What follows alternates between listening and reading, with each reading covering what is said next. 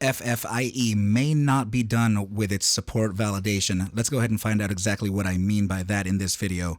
What is up, you guys? Thank you so much for stopping by once again on this fine Wednesday night. This is ARCa coming at you with an FFIE technicals and raw price action threat of analysis. Before we get started, please make sure to subscribe to the channel, like the video, share the video with a friend so that you and them could consider joining our trading community and Discord called ARCab.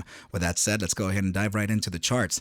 Okay, so yes, we're looking at FFIE in the 8-hour chart here, and this is the broadening descending wedge that we have been looking at for quite some time.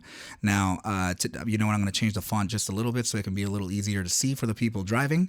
Okay, so we did mention that we were potentially going to break out. We were going to touch that 1.618 and then eventually retrace to come and validate our newly converted resistance into support, which is the upper trend line of the broadening descending wedge. So now we do have two consecutive candles now, 8 hours each, of validating that support. We did get a bounce today. Okay, so now the reason why I'm saying that there may be some, I'm actually telling you now that there may be a little bit of trickery here. So particular to the very short term, short position scalpers. Okay, so in this case, there is a little bit of a, I don't want to call it quite a bull trap, but it is maybe a type of liquidity trap to where we can actually come back down and test our newly converted resistance into support, which is the upper trend line of the broadening wedge. And also we do have the 10-day moving average, the 10-day simple moving average right down here located at 41 cents. Okay, so it has made a bullish cross above the 50-day moving, the 50-day simple moving average, which is very bullish. However, there could be a potential to where we can actually wick down and test that as far down as the 10-day simple moving average at 41.46, which also has confluence with our let's see, the NOT 382 at 40.94. So this could potentially be two areas of interest. Okay, first of all, the newly converted resistance into support of the wedge, and also the SMA 10 and the NOT 382 both located at about 41 cents.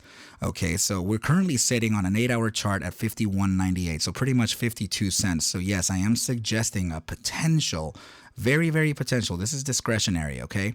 So yes, we're looking at a potential 20% loss before a bounce to the upside, okay? So definitely keep your eyes and ears out for a potential pullback, and I do suspect the pullback to be very short-lived. Okay, so let's go ahead and move on to the next chart and see what we have. Okay, so yeah, let's continue the short-term time frame analysis with the Crypstex, with the ARC-Series Crypstex indicators, which, by the way, are available to you. Send me a DM and we'll go over the details as to how to acquire them. Okay, so in this particular instance, we can actually see that the bulls are still in control with a 79% score versus a 21% score on the bears.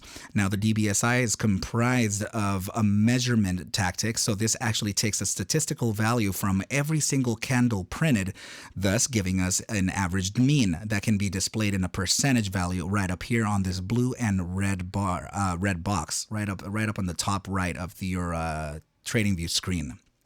Okay, so a very interesting little signal here that popped up. This is why I'm mentioning the ARC DBSI, is because this little red circle located at the very bottom of the indicator itself is usually a sell signal, and that sell signal is still being honored. We still have not gotten a buy signal, which is usually the buy signal is usually a blue little circle. Okay, so let me just take armor out of the way so you can only see the DBSI indicator. Okay, so this is what it looks like. I'm sorry that I had that the armor indicator up. Okay, so it's very important to notice that there is still a short signal being, respected by the 4-hour chart. So there could be a short-term pullback. Now, let's load the ARC armor indicator, which is a slightly different type of indicator. And this indicator is still suggesting a long. There's indecision within the indicators. This is something that we have to keep in mind. When there's indecision between indicators like this in a 4-hour time frame, which is not so immediate short term, it's just a short term time frame. we have to start to speculate, and we have to start looking at different signals to see why there's an indecision on the candles themselves. So the comparison or the contrast between the indicators themselves are an indicator by itself, within itself, right? So we, from that indecision, we now are being indicated like to potentially look at other metrics and see if we can validate a downside or upside thesis based on that indecision. Okay, so let's go ahead and move on to the next chart, as there could be some other ways of validating that downside thesis, which I see it now. Okay, so actually, if we're going to take a look at this indicator down here, which is the stochastic momentum indicator, which is proprietary to TradingView software. It is free, and you can actually find the link in the description below to my affiliate link for the TradingView software. It does help me out a lot if you sign up. And yeah, you'll be able to trade just like I do and follow along. We can even share charts, okay? So, which is actually something that I know a few of you have been asking me about. I have not forgotten. I'm in cahoots with TradingView to find out if there's any way that we can do maybe a sync function or a cloud function based on the charts that I share with you. Okay, so if you wanna join TradingView and have the potential of sharing charts with me, then we can do that. Just let me know in the either in the comments below or in a DM telling me that, hey, I have my TradingView account up now. Can you share your charts? And we'll move forward. But I have not forgotten about those requests. Okay. So the reason why I'm bringing this up is because I have back tested this indicator alone in several tickers, and this has given me about a 75 to 91% accuracy in guessing the asset's direction.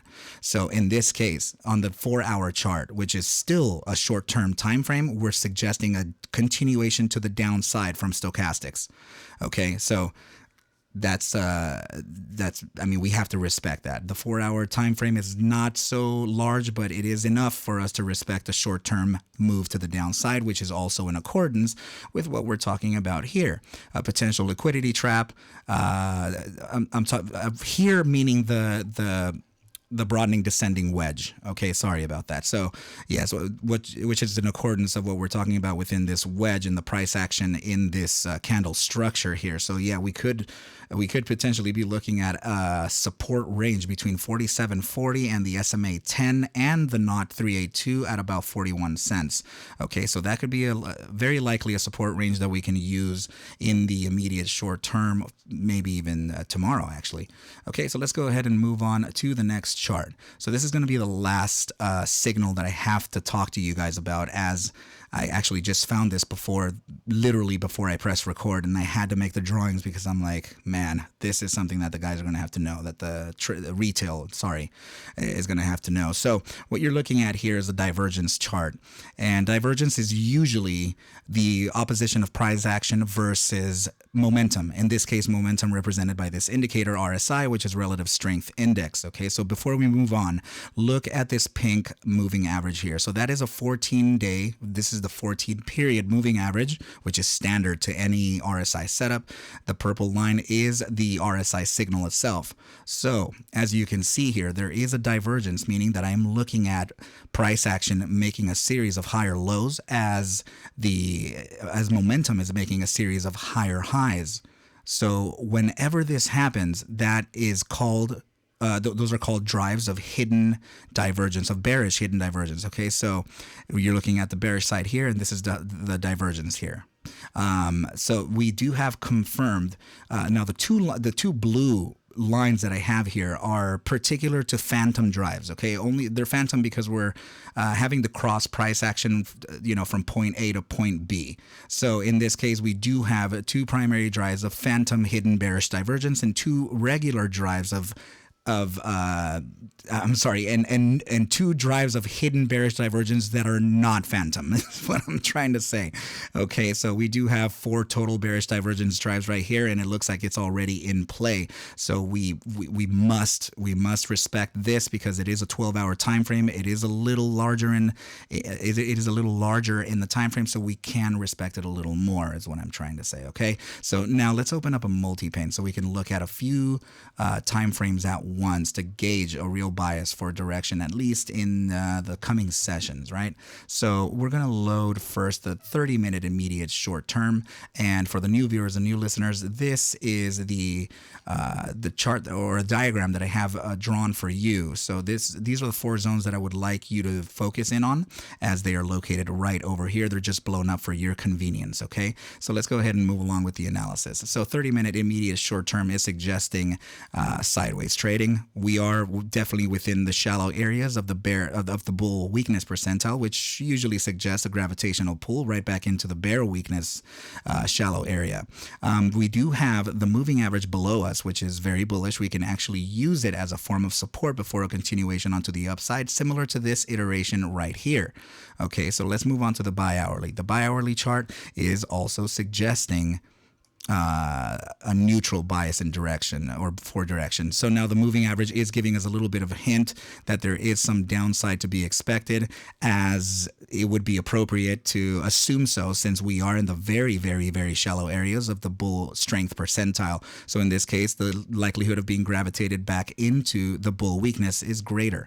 Okay, the 6-hour time frame is suggesting also some sideways trading. So now the fact that the moving average is pivoted towards the upside, and this the bi-hourly moving average is pivoted towards the downside. It's giving me the sense that the downside move is very short-lived and it's only a corrective move. So maybe a validation confirmation of something before a continuation onto the upside. Okay, so this is still moving in accordance to literally everything we've said in the previous charts. Okay, so now the daily time frame is suggesting a continuation onto the downside. Now the moving average is still pivoted towards the upside.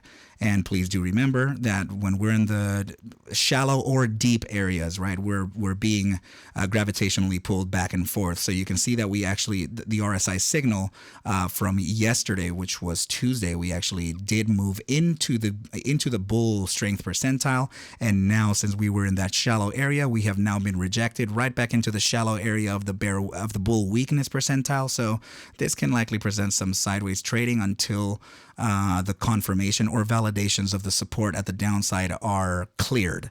Okay, so please know that I'm not a financial advisor. Take whatever I do show and iterate within these videos as just a form of entertainment.